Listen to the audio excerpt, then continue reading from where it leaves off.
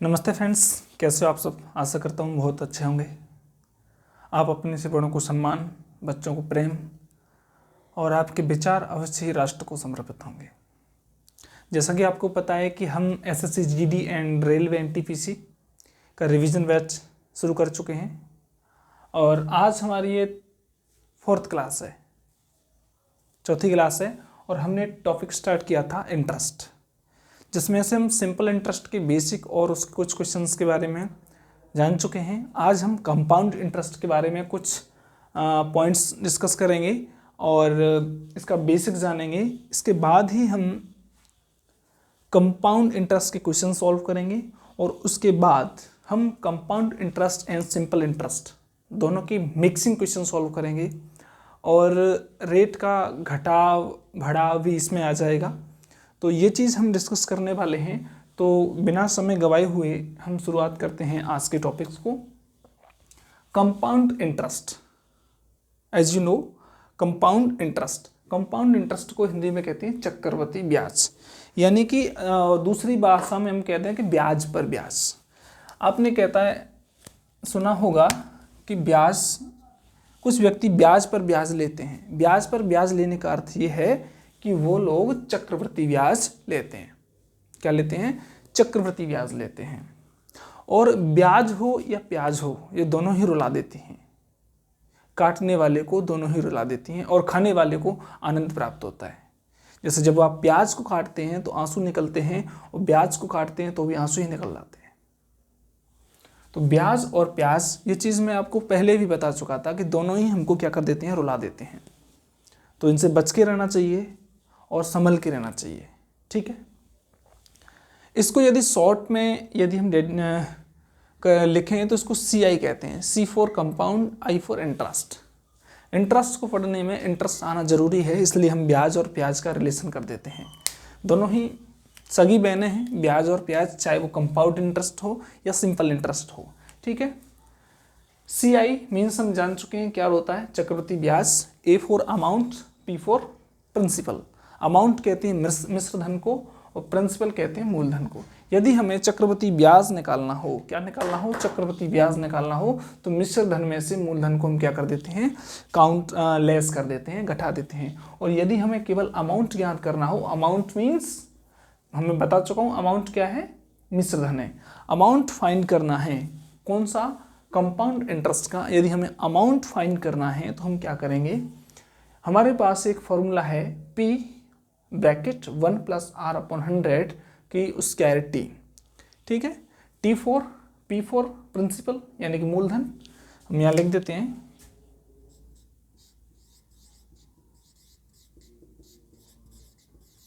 Principal, A for amount,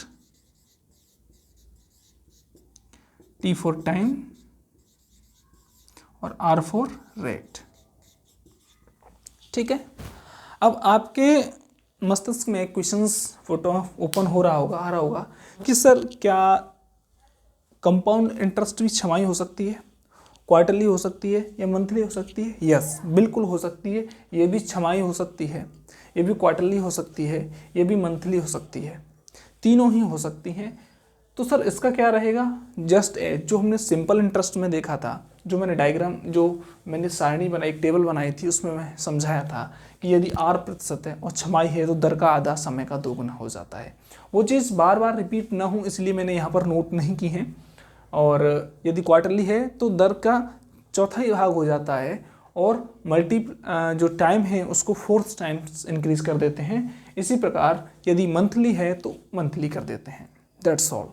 आगे अब क्योंकि यहाँ से आगे हम simple interest and compound interest दोनों को मिक्सिंग में पढ़ने वाले हैं, तो कभी कभी हमसे कहा जाएगा, क्वेश्चन में दिया जाएगा कि किसी राशि को साधारण ब्याज पे दिया जाता है और चक्रवृद्धि ब्याज पे दिया जाता है, तो उसकी ब्याज में अंतर क्या होगा? तो difference between CI and SI for 2 years. यदि 2 साल की साधारण ब्याज और कौन सी साधारण ब्याज और चक्रवृद्धि ब्याज का अंतर ज्ञात करना हो तो हम इस फॉर्मूले का यूज करेंगे। कौन से फॉर्मूले का यूज करेंगे? इस वाले फॉर्मूले का यूज करेंगे, ठीक है। ये difference between CI and SI for 2 years. 2 साल के लिए डिफरेंस यदि हमें ज्ञात करना हो तो हम इस फॉर्मूले का यूज़ करेंगे। फॉर्मूला है हमारा P ब्रैकेट R/100 का स्क्वायर।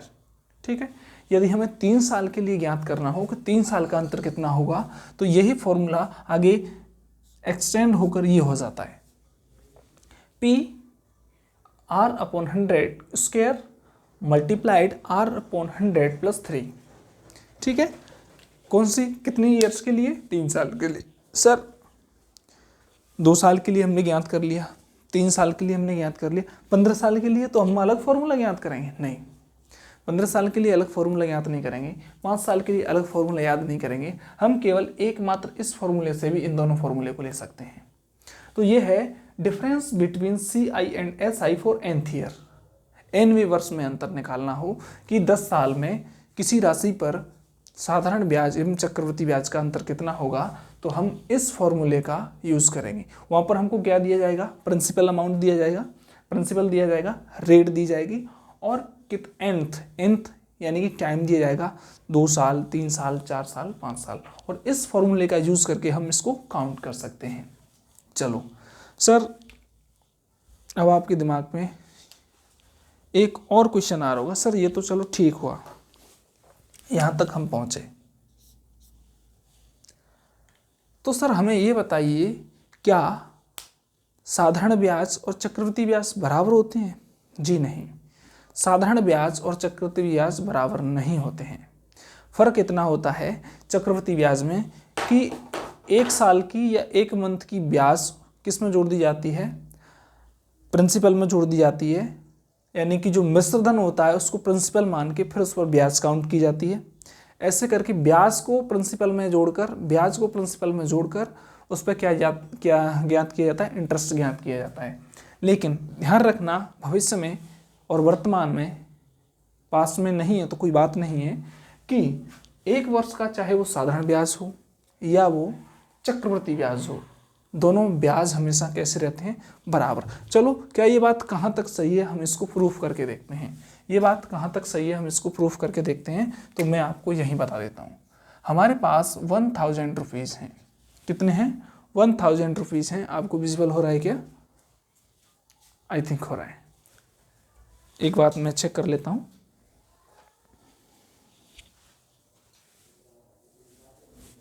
हमारे पास कितने रुपए हैं? 1000 रुपये हैं और हमने 2% ब्याज दर से 1 साल के लिए उधार दिए हैं। कितने साल के लिए? 1 साल के। ये तो हो गई हमारी साधारण। ठीक है, 2 जीरो से 2 जीरो गई, 10 दूनी 20। कितने रुपए आ रही है ब्याज हमारी? 20 रुपये आ रही है। कौन सी से? Simple interest.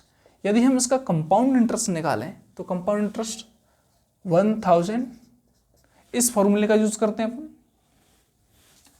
1 प्लस आर कितनी है हमारे पास? 2/100 टी, यानी कि टाइम कितना? 1।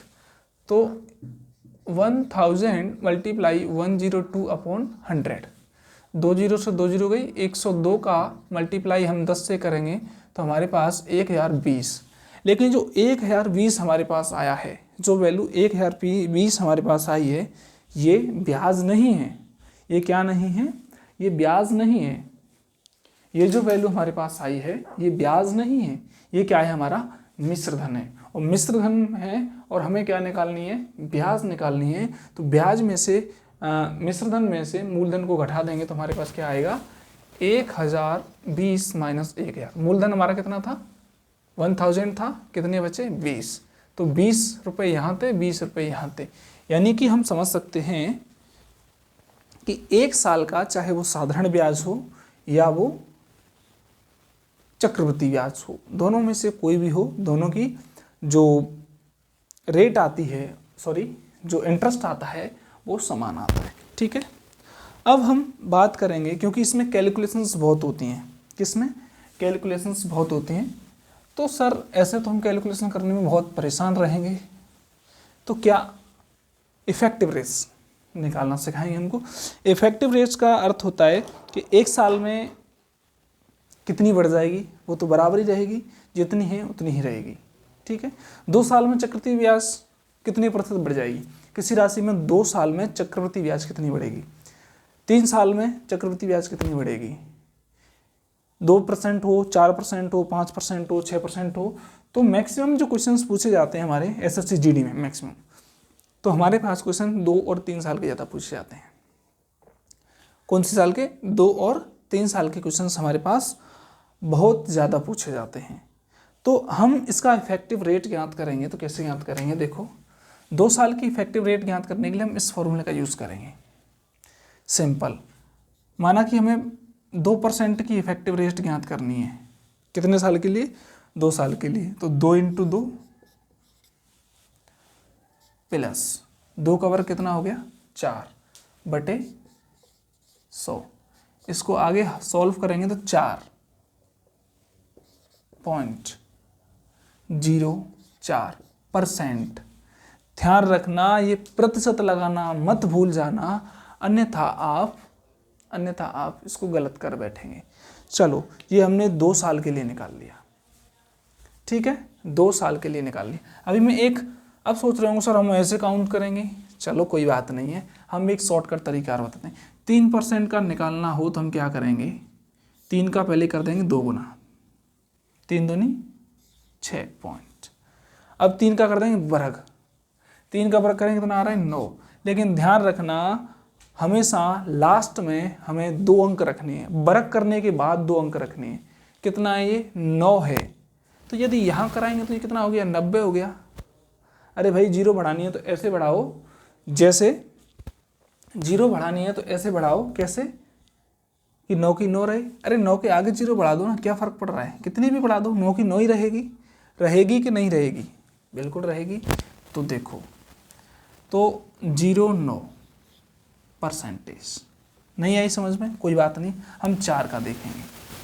4 को करेंगे 4 दूनी कितने होंगे? 8। कितने होंगे? 8 पॉइंट। 4 चौके 16%। 5 का देखेंगे। मतलब मेरा कहने का ये है कि वर्ग करने के बाद हमेशा अंक 2 रख लेने हैं। कितने लेने हैं? 2 अंक लेने हैं। 1 है तो उसके आगे 0 लगा के क्या करनी है? 1 है तो उसके आगे 0 लगा देनी है। अगर 3 है तो आगे का जो अंक है उसे हमें किस में लेना है? हासिल में ले लेना है, क्वेरी में ऐड कर देना है। जैसे हम जोड़ ऐड करते हैं ऐसे। 5 का 5 दूनी 10 पॉइंट। 5 का वर्ग कितना होता है? 25। ठीक है। 6 का कितना होगा? 6 को 6 दूनी 12 पॉइंट। अब हमें क्या करना है? 6 का क्या करना है? 36। 12.36। 7 का निकालेंगे 14.49%। ध्यान रखना, प्रतिशत लगाना मत भूलना। यदि भूल गए तो समझ लो गए। आशा करता हूँ आप 8, 9, 10 की आप खुद ज्ञात कर सकते हो। 8% का इफेक्टिव रेट 2 साल के लिए, 9% का और 10% का। चलो 10% का मैं आपको दिखा देता हूँ। 10% का मैं आपको यहाँ पर काउंट करके बता देता हूँ। 10% का हमें इफेक्टिव रेट निकालना है। कितने साल के लिए? 2 साल के लिए। तो कितना रहेगा? 10 दूनी 20। अब 10 का वर्ग कितना हो रहा है? 10 का वर्ग हो रहा है 100। लेकिन अंत में हमें कितने अंक रखने हैं? अंत में हमें अंक रखने हैं 2। तो 2 रखने हैं। अंत में हम कितने अंक रखेंगे? 2। बच रहा है हमारा 1 को 21 में क्या 20 में क्या कर देंगे? ऐड कर देंगे। तो हमारे पास कितना आएगी इफेक्टिव रेट? 21%, 21.00%। ऐसे हमें 11 की ज्ञात कर सकते हैं, इसी प्रकार हम 12 की ज्ञात कर सकते हैं, इसी प्रकार हम 13 की ज्ञात कर सकते हैं और इसी प्रकार हम n की ज्ञात कर सकते हैं। आई समझ में? n% यानी कोई भी परसेंट हो हम उसका हम फाइंड कर सकते हैं। ये हमने आपको ज्ञात करना सिखाया 2 साल की इफेक्टिव रेट। कितने साल की इफेक्टिव रेट? 2 साल की इफेक्टिव रेट। आप इसे नोट कर लीजिए। अब मैं आपको 3 साल की इफेक्टिव रेट काउंट करना सिखाऊंगा। आप इसे नोट कीजिए। मैं आपको इसके बाद 3 साल की इफेक्टिव रेट काउंट करना सिखाऊंगा कि 3 साल की इफेक्टिव रेट हम कैसे काउंट करते हैं। ठीक है। आई थिंक आपने स्क्रीनशॉट ले लिया होगा यदि नहीं ले आए तो वीडियो को पॉज कर दें और आप वहाँ से ले सकते हैं। ध्यान रखना, इससे केवल ब्याज निकलेगी हमारी। चलो इस पर एक एग्जाम्पल भी दे दें, छोटा सा एग्जाम्पल लेते हैं। 1000 रुपीज़ है हमारे पास, 2% की दर से, अभी हम इसको काउंट कर चुके हैं ना 1 साल के लिए, तो बराबर होती है P हमारे पास कितना है, ऐसे नहीं, हम इसको ऐसे लिखते हैं, 1000 रुपये 2% की दर से 2 साल के लिए दिए जाते हैं, तो इसकी ब्याज क्या होगी। तो 2 का अभी मैंने क्या बताया था, कितनी है, 1000 मल्टीप्लाई 4.04। इफेक्टिव रेट देखो, काउंट जो अपने अभी आपने नोट की होगी यही थी क्या, मल्टीप्लाई करना, 2 जीरो तो ये गई, कैसे गई अभी बताता हूँ। आप इतना मुझे लगता है कि सॉल्व फास्टली नहीं कर पाओगे। परसेंट हटाते हैं तो नीचे 100 से डिवाइड करते हैं, बिल्कुल करते हैं, 2 जीरो से 2 जीरो गई। अब हमारे पास कितना बचा, 10 मल्टीप्लाई 4.04। अब इसको सॉल्व करेंगे तो हमारे पास क्या आएगा, 40.4। यानी कि ये हमारी जो है वो क्या है, ब्याज निकल के आ रही है। क्या निकल के आ रही है, 2 साल की ब्याज निकल के आ रही है। क्या निकल के आ रही है, 2 साल की ब्याज निकल के आ रही है। ये हमने 2% के लिए निकाला। अच्छा चलो हम 3% के लिए निकाल के देखें। हमारे पास अमाउंट कितना है, 1000 रुपये है, P कितना है, 1000 रुपये, रेट कितनी है हमारे पास 3%, ठीक है, और 2 साल के लिए हम निकाल रहे हैं 2 ईयर। 1000 मल्टीप्लाई 3 का कितना था, 6.09, 6.09 था। परसेंटेज हम हटाते हैं, 100 से डिवाइड करते हैं, 2 जीरो से 2 जीरो गई, 60.9। अच्छा सर हमें कैसे पता चलेगा ये ब्याज हम काउंट कर रहे हैं वो सही है कि नहीं है। तो इसका टोटल अमाउंट आना चाहिए 1060.9 रुपये। चलो हम नॉर्मल तरीका है ना अपना, हम उससे सॉल्व करके देखते हैं, जो हम इस फॉर्मूले से सॉल्व करके देखते हैं, इस वाले फॉर्मूले से। चलो 1000 हमारे पास रुपीज़ हैं, 103/102, ठीक है। आगे हम इसको काउंट करेंगे तो 1,103/100 मल्टीप्लाई 103/100, 2 जीरो से 2 जीरो गई, 1 जीरो से 1 जीरो गई, 103 इंटू 103/10। अब हम क्या करेंगे, गुणा करेंगे, तो कर लो गुणा, 103 गुणा 103 नॉर्मल तरीके से कर रहे हैं, 3 तरह के 9, 309, 301, 10609। हमारे पास कितना आया ये काउंट करके, 19/10, 1 के बाद पॉइंट लगा देंगे तो 1060.9, यही आया था ना अभी हमारा काउंट करके। हमें निकालनी है ब्याज, हम इसमें से 1000 लेस कर देंगे तो हमारे पास 60.9, ये क्या आ गई हमारे पास, ब्याज आ गई, जो हमने इफेक्टिव रेट से काउंट करके कर ली। अब देखो इसमें कितना कैलकुलेशन करना पड़ रहा है हम लोगों को, लेकिन उसमें इतना कैलकुलेशन नहीं करना पड़ेगा। हमें केवल ब्याज ज्ञात करनी, तो सबसे पहले हमें ये लगाना पड़ेगा, निकालना पड़ेगा ऑफिशियली, प्रिंसिपल जो अमाउंट है वो काउंट करना पड़ेगा, उसमें से फिर हमको क्या करना पड़ेगा, प्रिंसिपल लेस करना पड़ेगा, तब हमारे पास क्या आएगी, जो इंटरेस्ट है वो फाइंड कर पाएंगे। अब हम फाइंड करने वाले हैं इफेक्टिव रेट कितने साल के लिए, 3 साल के लिए। 3 साल के लिए हम इफेक्टिव रेट काउंट करेंगे, तो उसके लिए भी फॉर्मूला ये होता है,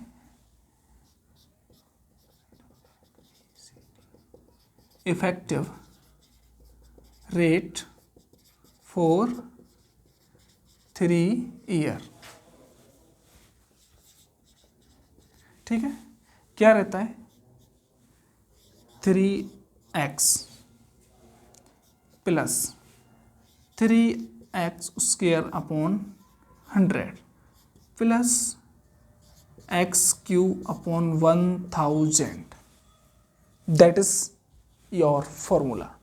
इस फॉर्मूले को कैसे कहाँ से आया यदि हम ये बताने लग जाएं तो फिर ये क्रैश कोर्स नहीं रहेगा, ये फिर पूरा क्रॉस हो जाएगा। ठीक है, क्योंकि हम केवल रिवीजन कर रहे हैं। रिवीजन में केवल ये देखा जाता है कि जो चीज़ हम पे नहीं आ रही हैं या जो चीज़ हमें याद रखने योग्य हैं उनको हम क्या कर सकें, रिवाइज कर सकें। ठीक है, हम सबसे पहले 2% की निकालना सीखेंगे। 3 साल के लिए 2% की हम इफेक्टिव रेट निकाल रहे हैं। क्या निकाल रहे हैं, देखो 3 गुणित 2 प्लस 3 गुणित 2 का वर्ग प्लस 8 बटे 1000 और ये बटे में 100। इसको आगे हम सॉल्व करेंगे तो कितना हुआ 6 प्लस 12 बटे 100 प्लस ये तो हमारा 8 ही है तो 0.008। ठीक है, आगे हम इसको और सॉल्व करेंगे तो हमारे पास आगे सॉल्व करने के पश्चात आएगा 6 plus 0.12 plus 0.008। Now we add this. अब हम इसे क्या करेंगे, ऐड करेंगे तो देखो कितना रहेगा 6.12.008 तो हमारे पास आएगा 128%। आई आपकी समझ में? आई थिंक आप अच्छी तरीके से समझ चुके होंगे। आई थिंक आप अच्छी तरीके से समझ चुके होंगे। कितना आ रहा है अपने पास, 2% का हमारे पास ये वैल्यू आ रही है। इफेक्टिव रेट यदि हमें 3 साल के लिए निकालनी हो जिसकी दर 2% दे रखी हो तो हम इतने से मल्टीप्लाई कर देंगे तो 3 साल की चक्रवृद्धि ब्याज निकल के आ जाएगी। इतने से मल्टीप्लाई करेंगे तो क्या सर हमें बार बार फॉर्मूला याद रखना पड़ेगा? अरे घंटा याद रखना पड़ेगा तुम्हें बार बार। देखो क्या करना है, इसका एक तरीका और बताता हूं मैं आपको। देखो ये तो नोट कर लिया होगा आपने। अब मैं आपको 3% का निकाल के दिखाता हूं। 3% का हमें इफेक्टिव रेट फाइंड करना है। ठीक है, 3 का 3 से मल्टीप्लाई करो, माइंडली कैलकुलेट करो कितना हो गया 9। ठीक है, अब 3 का वर्ग करो कितना हो गया 9। 9 का फिर से 3 से मल्टीप्लाई करो कितना हो गया 27। ठीक है, ध्यान रखना। अब 3 का स्क्वायर करो कितना रह रहा है, 3 का क्यूब्स 27। अब इनको हम क्या करेंगे, आगे सॉल्व करेंगे। पहले के बाद पॉइंट लगा दो और बाकी जो है ज्यों की त्यों। कैसे आए ये, ऐसे ही आए जैसे अभी हमने 2% का कैलकुलेट किया था। 2% का हमने कैलकुलेशन किया था वैसे आए। अच्छा 3 का हमने निकाल लिया, चलो 4 का निकाल के देखते हैं। 4 का 3 से मल्टीप्लाई करेंगे 12। 4 का क्या करेंगे, मैं थोड़ा डिफरेंट कलर में दे लेता हूँ जिससे आपको 1 और उसमें स्लैश में अंतर चले पता चले। 4 का हमने क्या करेंगे, 3 के साथ मल्टीप्लाई करेंगे 12 हो गया। ठीक है,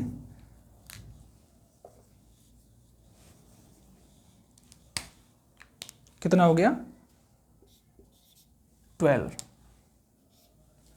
अब 4 का हमें क्या करना है वर्ग। 4 का वर्ग कितना 16। 16 का मल्टीप्लाई करना है हमें 3 से, 6 × 18, 16 × 48, कितना हो गया 48। अब हमें क्या करना है, 4 का क्यूब करना है। 4 का क्यूब्स कितना होता है 64। क्या होता है 64। 4 का क्यूब कितना होता है 64। ठीक है, अब हम इनको क्या करेंगे, ऐड करेंगे, क्योंकि मैंने बताया था कि हमें केवल और केवल पॉइंट्स यानी ये जो है ना इनमें 2 ही अंक रखने हैं। कितने अंक रखने हैं, 2 अंक। यदि 1 अंक है तो हम उसमें आगे 0 लगा लेते हैं। अगर 2 अंक 3 अंक हैं तो हम इससे पहले वाला अंक यहाँ क्या कर देते हैं, ऐड कर देते हैं। तो 4 के लिए हम क्या करेंगे, अब हम देख रहे हैं यहाँ पर क्या कर रहे हैं, देख रहे हैं यहाँ पर, यहाँ पहले के जितने भी ये जो स्लैश है इसकी जगह पर हम लगा देते हैं पॉइंट, लगा दो 12.4864। ये प्रतिशत है, ये बात ध्यान रखना, ये बात ध्यान रखना। यदि हम अब 5 का निकालेंगे, कितना का निकालेंगे 5 का निकालेंगे। 5 से मल्टीप्लाई कितने से करना है, 3 से, कितना हो गया 15। अब 5 का क्या करना है, वर्ग करना है। 5 का वर्ग कितना हो गया, 5 25, 25 से 25 थी 75, 3 से मल्टीप्लाई करना है, ठीक है। अब 5 का क्यूब करेंगे तो 125 होता है कि नहीं होता। अब देखो मैं 5 का इसलिए बता रहा हूँ क्योंकि जिससे आपको समझ सके, क्योंकि इसमें यहाँ 3 अंक आ गए, तो 3 अंक आ गए तो इनमें से हमें केवल लास्ट के 2 अंक रखने हैं यहाँ पर, और एक यहाँ पर क्या करना है, ऐड कर देना है। तो देखो 15 की 15 रहेगी, क्योंकि यहाँ कोई 3 अंक नहीं है, 2 ही अंक हैं। 0.75 नहीं होगी, क्योंकि इसमें एक ये जो है ना, ये वाला एक, ये क्या हो जाएगा, इधर ऐड हो जाएगा, +1 हो जाएगा इसमें ऐड, ये वाला। तो ये कितना होगा 76, ठीक है, 25%। इससे हम क्या निकाल सकते हैं, 3 साल में किसी भी राशि पर लगने वाला हम कितने भी प्रतिशत से, 3% से, 2% से, 2% से हम निकाल चुके हैं, मैंने शायद रफ कर दिया है, 3% से, 4% से, 5% से, 6, 7, 8, 9, 10, 11, 12 एंड सो ऑन, n% से हम क्या फाइंड कर सकते हैं, इफेक्टिव रेट, यानी कि जो लगने वाली ब्याज ज्ञात कर सकते हैं। और जब हमें ब्याज ज्ञात हो जाए तो हम मिश्रण यानी कि अमाउंट इजीली फाइंड कर सकते हैं। आई थिंक ये आपकी समझ में आया होगा, आपकी समझ में बहुत अच्छे तरीके से आ रहा है, तो आप इस चैनल को लाइक करना ना भूलें। आप सब चीज़ करते हैं, बस एक चीज़ नहीं करते, जो है लाइक करना, और वीडियो को लाइक करना और चैनल को सब्सक्राइब करना। कोई बात नहीं, आज नहीं तो आप कल सब्सक्राइब कर ही देंगे यदि आपको अच्छा लगेगा तो। यदि आपको अच्छा नहीं लगता है तो कोई बात नहीं, सब्सक्राइब करना भी कोई आवश्यकता नहीं है, ठीक है। अब आपको फाइंड करना है, देखो 2, 3, 4, 5 तक मैंने आपको बता दिया, 6%, 7, 8 और 9 और 10%। इनकी आपको इफेक्टिव रेट फाइंड करके और मेरे कमेंट सेशन में देनी है कि इनकी इफेक्टिव रेट क्या रहेगी, इनकी इफेक्टिव रेट क्या रहेगी, ठीक है। आई समझ में। तो आज के लिए इतना ही, आगे मिलेंगे एक नई वीडियो के साथ जिसमें आपको इनसे रिलेटेड ढेर सारे क्वेश्चंस कराएंगे, क्योंकि डिजिटल बोर्ड नहीं तो हम स्क्रॉल करके ये करते चलें वो करते चलें, और उस पर हमें इन्वेस्टमेंट भी नहीं करना है अभी, क्योंकि ब्रांड इज ब्रांड, ये चीज़ यही रहेगी, ठीक है। तो आज के लिए इतना ही। जय हिंद, वंदे मातरम।